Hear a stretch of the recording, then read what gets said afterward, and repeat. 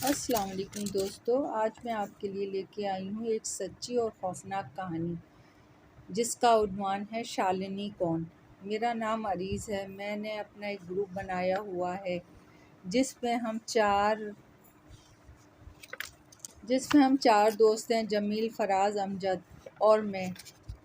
हम ऐसी जगहों पर जाते हैं जो खौफनाक मशहूर होती हैं और वहाँ से वीडियो बना के लाते हैं। हम सब बहादुर थे। एक दिन हमें इत्तला मिली कि नवाबशाह में एक पुरानी हवेली है जो अब गैर आबाद है। कुछ सालों पहले ये हवेली आबाद थी। हमने वहाँ के लिए लोगों से रब्ता किया और इस हवेली के बारे में पूछा। हमें वहाँ से मुसद्दका खबर मिली कि ये बात सच है।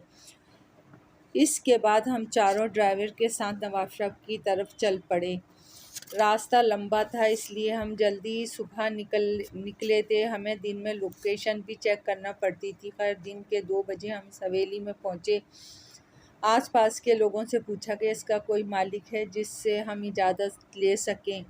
एक दुकानदार ने बताया इस हवेली के ज़्यादातर लोग नवाबशाह से जा चुके हैं, बस एक बूढ़ा मुलाजिम है जो कुछ दूर रहता है। हम दुकानदार के बताए हुए पते पे उनके घर पहुँचे और उनसे अपना मकसद बयान किया। वो हमारी बात सुन के बोले, मैं तुम लोगों को हरगिज़ मशवरा नहीं दूंगा कि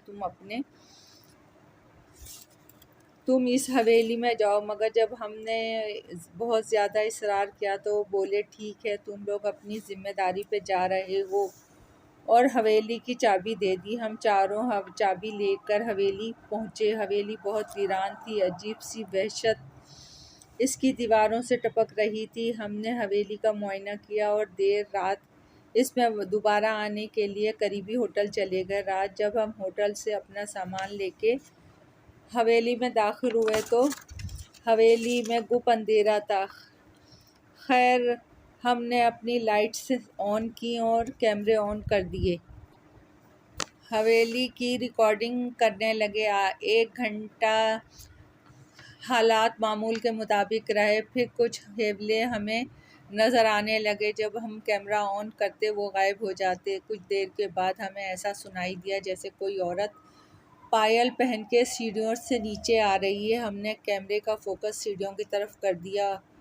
आवाज़ें तो बदस्तूर आ रही थी मगर नज़र कोई नहीं आ रहा था। जब हमने करीब जाके देखा तो हमें हैरान हो गए क्योंकि सीढ़ियों पर धूल में ताज़ा पैरों के निशान बने हुए थे। हमारा पैरामीटर भी बता रहा था यहाँ कोई मौजूद है। माना कि हम बहादुर थे मगर इस एहसास से कि हमारे करीब कोई अनदेखी मखलूक मौजूद है हमारी रीढ़ की हड्डी में सनसनाहट सी होने लगी। पैरामीटर की सुई मुस्तकिल बता रही थी कि ख़तरा करीब है। फराज ने थूक निकलते हुए इससे पूछा, कौन हो तुम और यहाँ क्या कर रही हो? जवाब में एक निस्वानी हंसी सुनाई दी। हम सब इधर उधर देखने लगे खौफजदा होकर। अमजद बोला, क्या तुम हमें अपनी मौजूदगी का एहसास करा सकती हो? पैरामीटर की सुई ज़ोर से हिली। फिर एक दीवार पर लगी तस्वीर ज़ोरदार आवाज़ के साथ अमजद के करीब आकर गिरी। अमजद की चीख निकल गई। फिर एक सरगोशी खामोशी में उभरी। और सबूत चाहिए?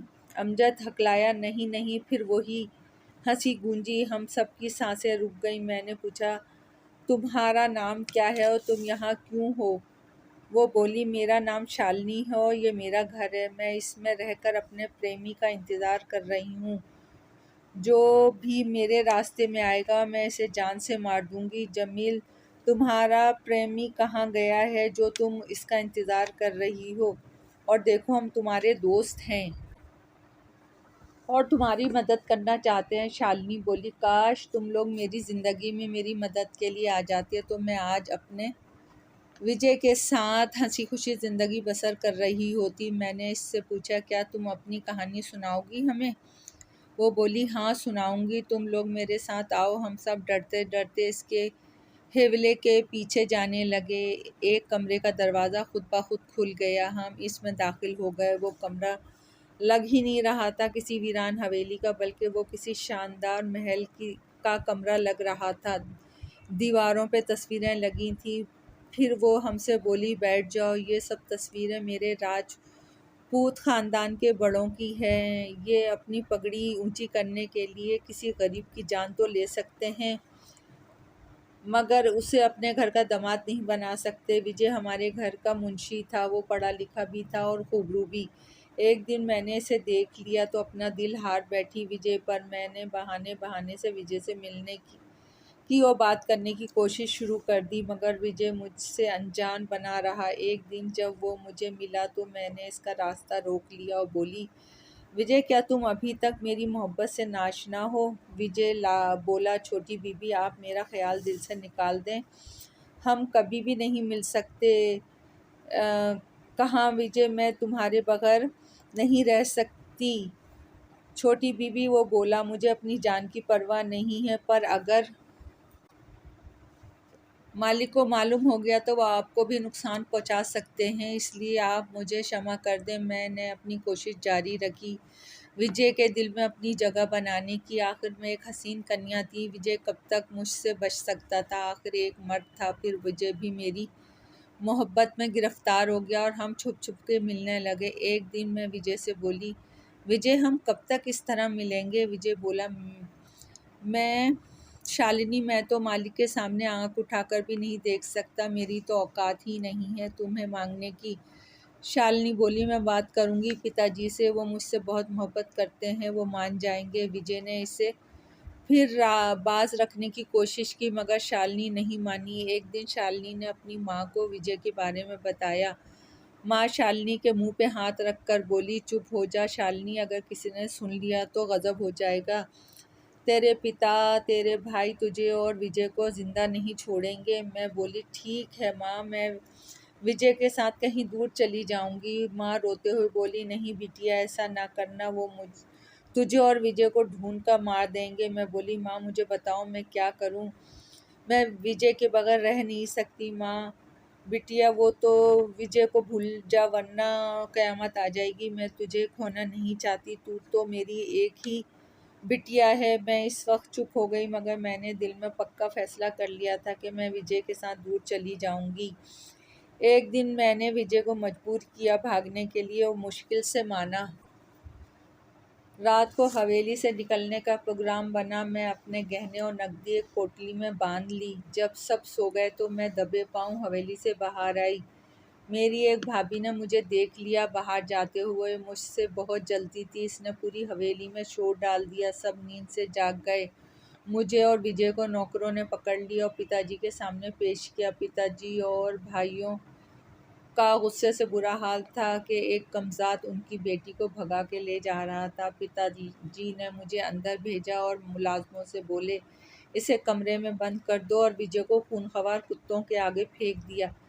विजय की दिल खराश चीखें पूरी हवेली में गूंज रही थीं, मगर जालिमों को इस पे तरस नहीं आया। फिर धीरे धीरे इसकी चीखें दम तोड़ गईं। मैं भी गम से पागल हो चुकी थी। सारे कमरे की चीज़ें तोड़ डाली थीं और चीखते चीखते मेरा हलक बंद हो चुका था। 2 दिन मैं भूखी प्यासी कमरे में बंद पड़ी रही। माँ मेरे लिए खाना लेके चुपके से मेरे कमरे में आई और मेरे हालत देखकर रोने लगी। बोली, बिटिया, खाना खा लो, 2 दिन से तुमने कुछ नहीं खाया है। मैं अपनी माँ के कलेजे से लग के रोने लगी। माँ मेरा विजय। माँ के कमरे में आने का भाभी को पता चल गया। वो पिताजी और चारों भाइयों को लेके आ गई और मेरे भाइयों ने मुझ पर फिर तशद्दुद शुरू कर दिया। माँ ने बचाने की मुझे कोशिश की, मगर इसे भी धक्का मार कर गिरा दिया। पिताजी मुझे मारना नहीं चाहते थे। बेटों से बोले, इसे छोड़ दो कमरे में मरने के लिए, मगर भाइयों पर तो खून सवार था। एक भाई बोला, ये अब माफ़ी के काबिल नहीं है, इसने एक कमज़ात के साथ मुंह काला किया है, अब इसकी भी सज़ा मौत है। माँ ने बेटों के पैर पकड़ लिए। पिताजी भी बेटों को मना करते रहे, मगर उनकी भी एक ना चली। मेरे भाइयों ने मुझे भी तशद्दुद करके मार दिया, मगर मरने के बाद ही मुझे सुकून नहीं मिला, क्योंकि विजय का आखिरी रस्म नहीं हुई थी। इसे मार के कहीं दफन कर दिया था। इसकी रूह न जाने कहाँ भटक रही है। मेरी रूह ने मेरे भाई और भाभीयों को सुकून से नहीं रहने दिया। माँ और पिताजी का इंतकाल भी कुछ महीनों बाद हो गया। मेरे सदमे में भाभियाँ बहुत खुश थीं। मेरे और माँ पिता के मरने पर, क्योंकि अब वो राज करना चाहती थी, मगर जिसने मुझे और विजय को मिलने नहीं दिया, मैं कैसे उन्हें सुकून से रहने देती। इनको भी मैंने बहुत तकलीफ़ें दी। भाइयों की लापरवाही की वजह से सारा कारोबार और ज़मीनें ख़राब हो गई, सारा राजपाट भी ख़त्म हो गया, वो लोग दिवालिया हो गए और मेरे खौफ से हवेली में को भी इनको छोड़ के जाना पड़ी। मगर इसके बाद मैं इस हवेली में भटक रही हूँ विजय के इंतज़ार में। मैंने शालिनी की कहानी सुन के पूछा, शालिनी तुम्हें कैसे सुकून मिलेगा? शालिनी आह भर के बोली, आप लोग मेरे विजय की आखिरी रसूमात अदा करवा दें ताकि इसे सुकून मिल जाए, तो मुझे भी सुकून मिल जाएगा। अगले जन्म हम फिर मिल जाएंगे। अमजद, शालिनी, हम विजय की आखिरी रस्म करवा देंगे, तुम अब आराम से ऊपर चली जाओ। शालिनी 1 मिनट हमारे सामने आई। वो पुरसुकून लग रही थी, मुस्कुरा के बोली, शुक्रिया। फिर वो धुआं बनकर ऊपर चली गई। हमने विजय को शालिनी की बताई हुई जगह से निकलवा के पंडित से इसकी आखिरी रस्म अदा करवाई। फिर हम वापस कराची आ गए। दोस्तों, कैसी लगी कहानी? अगर अच्छी लगी हो तो सब्सक्राइब और लाइक ज़रूर कीजिएगा।